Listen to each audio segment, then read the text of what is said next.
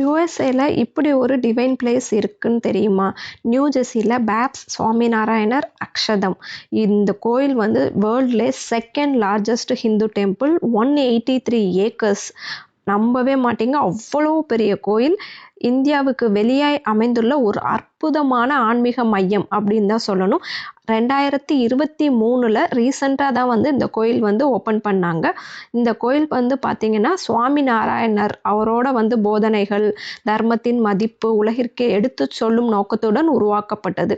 இது ஒரு சாதாரண கோயில் மட்டுமல்ல, இந்திய கலாச்சாரம், பாரம்பரியம், கலை, ஆன்மீகம் ஆகியவற்றின் ஒரே இடத்தில் அனுபவிக்கக்கூடிய ஒரு பெரிய கலாச்சார வளாகம் அப்படின்னு தான் சொல்லணும்.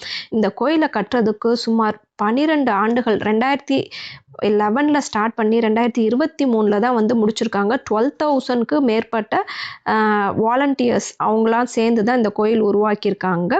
இந்த கோயில் உருவாக்குறதுக்கு ஆன காலங்கள், அப்புறம் இங்கே இதுக்கு இம்போர்ட் பண்ண ஸ்டோன்ஸு எல்லாமே பார்த்திங்கன்னா உலகில் இருந்து எல்லாம், ராஜஸ்தான்லேருந்து நிறைய வந்து ஒயிட் ஸ்டோன்ஸ், மார்பிள்ஸு, இப்படி எல்லா பொருளும் வந்து கொண்டு வந்து எல்லாமே ஹேண்ட்லே மேட் பண்ணது தான். எல்லா சிற்பமும் அவ்வளோ நுணுக்கமாக வந்து செதுக்கியிருக்காங்க. ஒவ்வொன்றையும் பார்க்கும்போதே வந்து என்ன சொல்கிறது, நம்பவே முடியாது, அந்த அளவுக்கு வந்து பண்ணியிருக்காங்க. ஒவ்வொன்றுக்கும் மீனிங்ஸு எல்லாமே வந்து உள்ள வாலண்டியர்ஸ் வந்து நம்மளுக்கு எக்ஸ்பிளைன் பண்ணுறாங்க. உள்ளே போனோடனே ஒரு ஓரியன்டேஷன் ப்ரோக்ராம் போகுது. அந்த ப்ரோக்ராமில் வந்து ஃபுல் ஹிஸ்ட்ரி சொல்கிறாங்க. அதுக்கப்புறம் ஒரு சின்ன மேப் கொடுத்து எப்படி என்ட்ரு போகணும், எந்தெந்த பிளேஸில் என்ன இருக்குது அப்படின்னு சொல்லிட்டு கரெக்டாக கைட் பண்ணி கரெக்டாக அனுப்புகிறாங்க.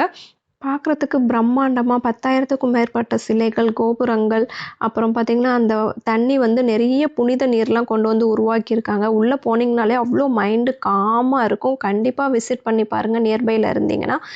இதோட ஃபுல் வீடியோ லிங்க் கொடுக்குறேன், மறக்காமல் சப்ஸ்கிரைப் பண்ணிக்கோங்க.